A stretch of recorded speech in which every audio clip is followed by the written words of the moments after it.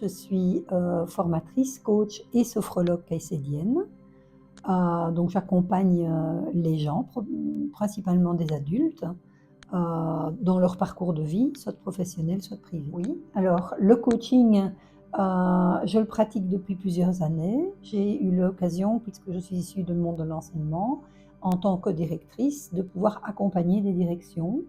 Et donc je me suis formée et j'adore ça.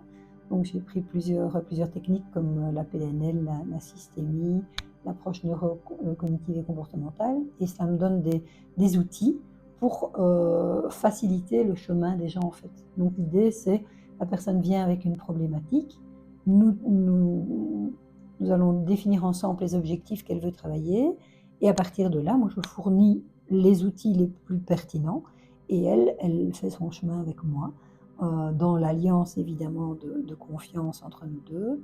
Et l'idée, c'est qu'elle trouve les ressources en elle, qu'elle trouve les outils pour pouvoir être dans un mieux-être et atteindre ce qu'elle a envie d'atteindre.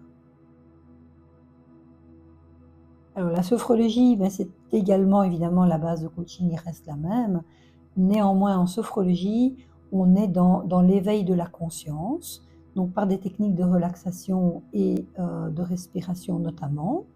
La sophrologie caïcédienne, j'insiste sur caïcédienne parce que pour moi, c'est la sophrologie qui me convient, c'est la sophrologie originale qui a été mise en place par le professeur Caicedo, qui était psychiatre. Par des techniques de respiration et de relaxation notamment, l'idée c'est amener la personne à prendre conscience de plus en plus de qui elle est, de ses ressources, et de la connecter à son corps et à son esprit. Et donc de plus en plus aller vers ses valeurs, vers sa responsabilité, sa liberté. Donc c'est devenir vraiment actrice de sa vie plutôt que de la subir. Et ça, c'est un parcours qui m'intéresse évidemment beaucoup. On peut le faire sans sophrologie. La sophrologie caïcédienne amène toute la dimension corporelle et toute la dimension aussi tridimensionnelle, c'est-à-dire qu'on peut aller dans le passé, le présent et le futur. Je veux développer pour le moment et maintenant des petits groupes de sophro-coaching. Alors il y a 3 publics qui m'intéressent. Public de personnes responsables, actives, qui sont parfois un petit peu la tête dans le guidon, voire le nez sous l'eau. Je pense que ça, c'est des petits groupes où on pourrait créer et c'est déjà le cas, où se crée cette solidarité entre les personnes qui font que il y a encore une dimension supplémentaire en plus de ce que j'amène.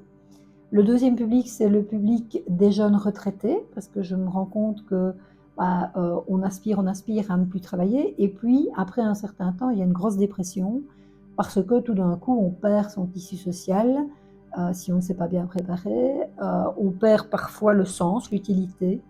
Et ça, c'est très intéressant de pouvoir aussi rendre ce sens, cette utilité, cette joie de vivre par le coaching et la sophrologie. Et le troisième public qui m'intéresse, ce sont les aidants, donc les personnes qui aident des personnes qui sont malades.